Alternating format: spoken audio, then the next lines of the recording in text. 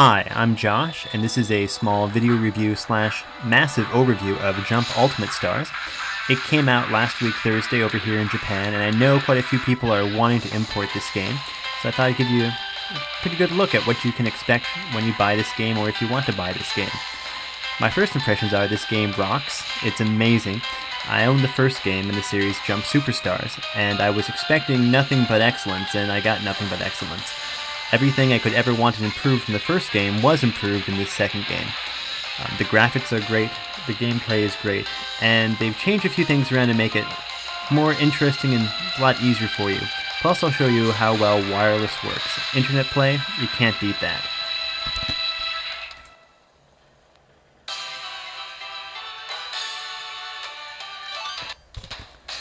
The main bulk of the game consists of the mission mode. In the mission mode, you have to complete different objectives on different maps to unlock characters and also unlock different points. Using these points, you can then get different character abilities and evolve them into their different forms. As you can see, you have many different options to pick from here. I've unlocked quite a few things, different maps. And you choose an area, and then you get to choose basically which manga you want to compete in. And I picked One Piece, and you can see there's different missions to do, and I've completed them all. That's where there's the crown, and within each mission you have different objectives. Some of these objectives are just get so many points, knock characters out, or other random things. Then you pick which team you want to have. I already had some pre-selected teams made up, and then you fight. Much like the last game, you duke it out on various themed maps. This is a One Piece themed map, and I'm fighting one of the One Piece characters. Now, unlike the other game, the previous game, these maps are much more interesting. I was rather disappointed with the maps in the last game. They've done a really good job of making the maps a lot more interactive, a lot different. Last time it was just basic clones of the same map over and over again. This time, the maps are interactive, there's things happening all around you, there are dangers, pitfalls, hazards, cannonballs being shot at you. Plus, if you notice, the background animation just looks really nice. Like the last game, your characters can go around and beat up barrels or chests and get various items, such as coins I was just picking up there. Coins increase your energy level, which lets you bring in support characters. And you also get health, status, ailment status upgrades, and also, as you'll notice here in this next barrel, kanji characters, or katakana characters. There's lots of different little characters you can pick up. Those give you points that you can later use to upgrade your characters. When you beat levels, you get various sets of these points, which you'll see in this next screen. You can see I got 23 diamonds and nothing else. If you don't want to actually play around in the mission mode, once you've unlocked some characters, you can go into the arena. There's different types of games you can play, such as a ranking game, mission try, or just a straight up battle. And you once again, pick your teams. And you can have these pre-made teams you unlock by beating various levels throughout the game. They're different pre-made ones. And also, if you play Wi-Fi games, you can save character info your opponents use, and then use their teams. It's kind of nice to see what other people are doing, just in various teams I've siphoned off other players. Next up is the character evolution. I'm really happy that they changed the system. Last time you got blank comic columns 1 through 7 columns, and you had to match individual character one-tile cards to those other ones, which was really annoying. This is new and improved. You evolve your characters to your own liking. See, you originally get 1 character tile cards, and then you can use those to upgrade 2 new abilities if you have enough points racked up. You get points, as I said before, by completing missions. And you can see here some previously evolved character points. And I've unlocked a few on this character, both a 2 and 3 card support character cards, and as well as the 4 and 5 actual character playable ability cards. As you can see, I'm clicking through on those cards in the bottom, and it's showing me the different evolutions I've completed with that character.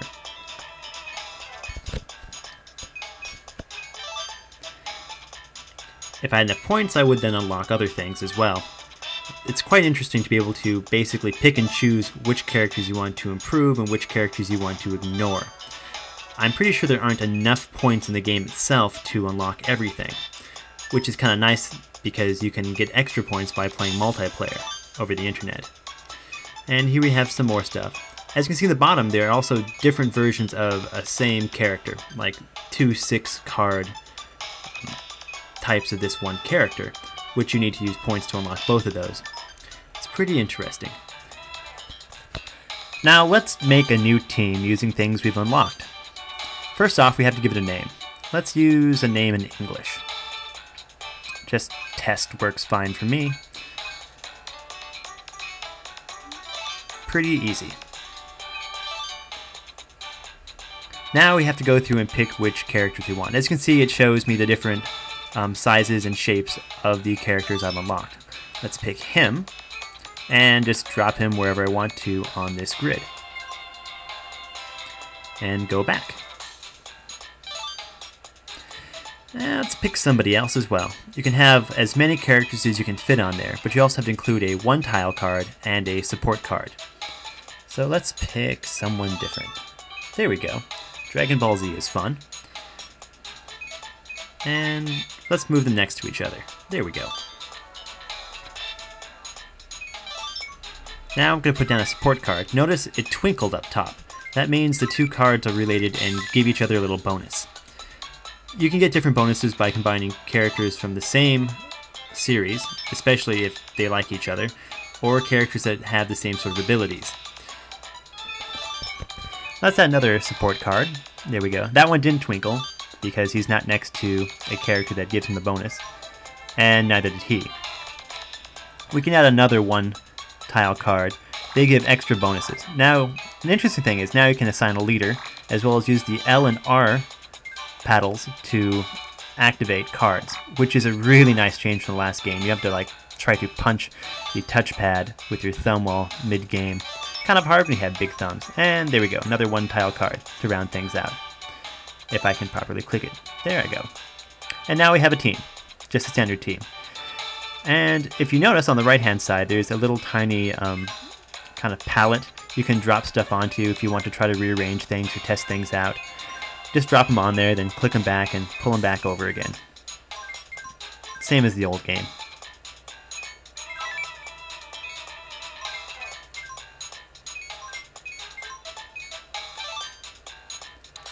Now once you're ready, you can look up top and you can click on the different characters, and it'll tell you the kind of bonuses they get, their health, different abilities.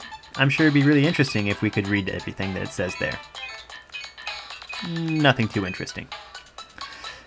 Now, once you're ready, you can actually test it out in a trial test area, which just hits start and it goes. And now we can see how our character does, the kind of damage he does to an opponent, his different abilities. It's a really nice way just to see how things work.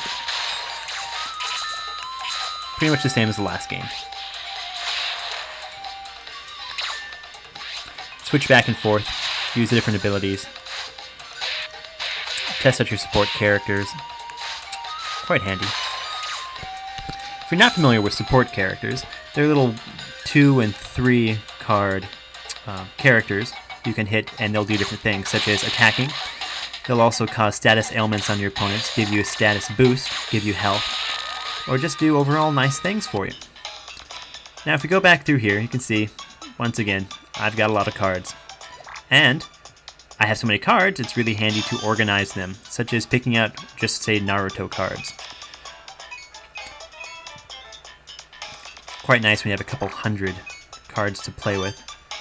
Or if you want to, you can pick just a, say, a 4-column card. Oh, say a 4-column card like that. It's really nice to sort by shape. Something that's a bit different from the last game. Kind of nice when you just need, say, a 1 or 2 or a strangely shaped 3. Really handy. Now if you're wanting to add somebody and you drop him down, your cards automatically go in the little palette to the right. They don't get dropped back onto the main screen or out of the box. This is kind of nice in case you accidentally drop something in the wrong spot. And let's switch our team around. Let's add a different character. Now we sort by the shape we want, say 4 tall, and we find one and we drop it in. Now notice it twinkles, and oh look, they get along with each other, so they give each other a bonus, and they're talking to each other. It's one of the new little extra added features they have in the game, and we'll make him talk to her. give her a little boost. And so that's basically how you make teams. The gist of it, you save your team and go about playing. And except I forgot to make someone a leader. You have to have someone to be a leader. This is necessary so that it's the first character that's out in the game, and also the character that shows up in a death match. So you want to have probably your stronger or best ability character there. The one thing missing from the last game that I really wished would have been there was internet play. They've added that and it works perfectly in this new version. It works so well. There's hardly any lag, at least in the games I've played. I'm playing off an Apple Airport Express with a fiber optics internet connection. I have a pretty fast connection. I'm here in Japan and it works pretty darn well for me. So now I just connect over my wireless connection, and we have both a friends option as usual, and we have random person option. And I've edited the times. It's pretty quick searching for people to play with. I've never had to wait more than a minute. So it searches and searches and searches and it finds people. If it can't find 4 people to play, 3 other people and you, it'll make a 2 or 3 person game. And so, waiting for somebody else to join in. And eventually, it'll switch over and tell you the person's rank and name. I'm not doing so well on the internet. Now pick a team, and let's pick the team we made, our test team. If I remember to hit the start button, which I hadn't, we can get playing.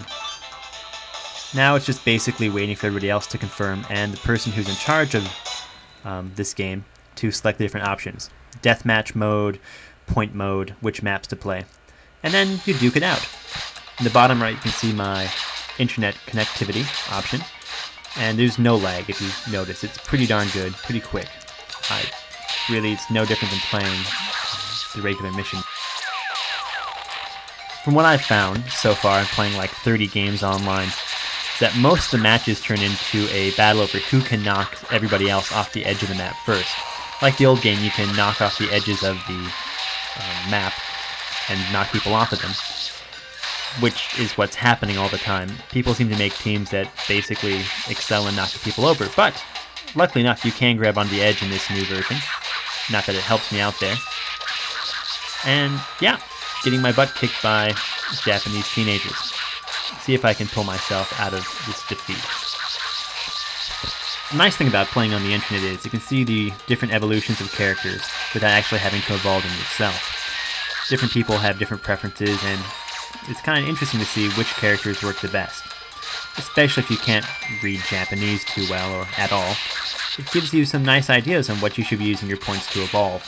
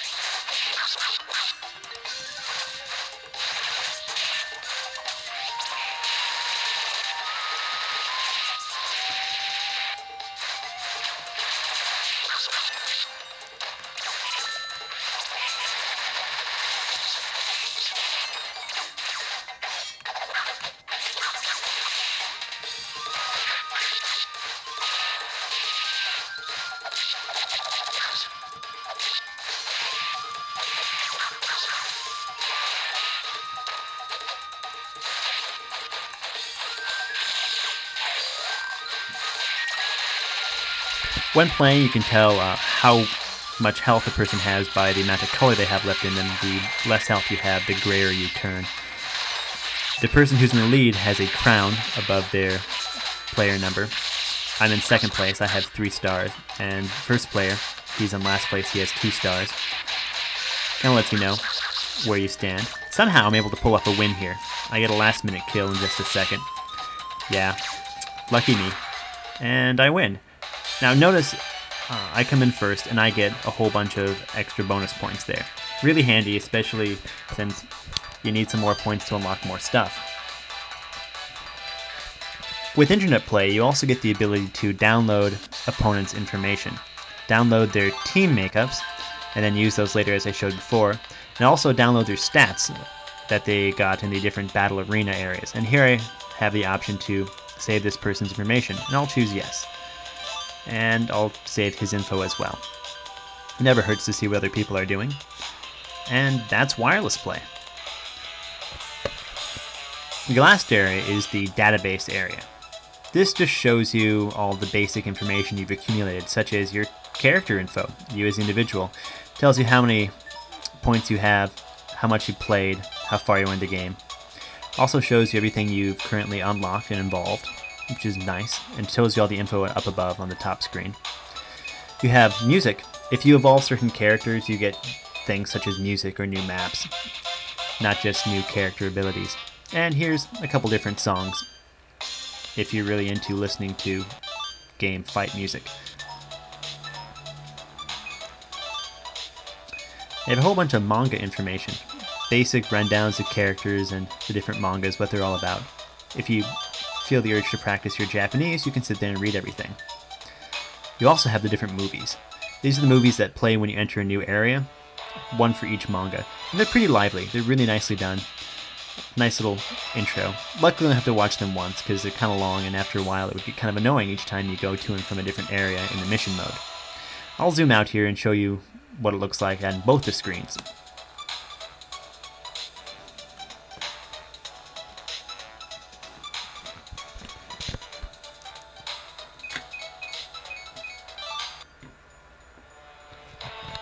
As you can see, or you will see here, it's really nice. It's just interesting. It looks nice, it's fun, it adds a little bit more style to the game.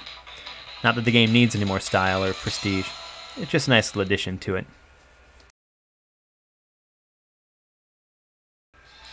A few final thoughts here. Sorry about this being so long, there's just so many things to show in this game, there's just so many interesting things that I know people wanted to see, or will want to see if they're interested in buying or importing this game. To be honest, this game is about as perfect as you can get for a fighting game on the DS. It's got lots of things to unlock, a good single player, and excellent multiplayer online abilities. You'll never ever ever get bored if you have an internet connection and this game. The few problems I had with the original game have all been addressed and improved on in this second game. The maps are much better composed. There's so many more maps to use, variations, interactivity, hazards. Makes for a much better gameplay, especially online. There's a lot more characters, there's a lot of things to unlock. The silly manga creation mode has turned into the evolution mode, which is a much better way of unlocking and changing your characters. Internet play is basically seamless.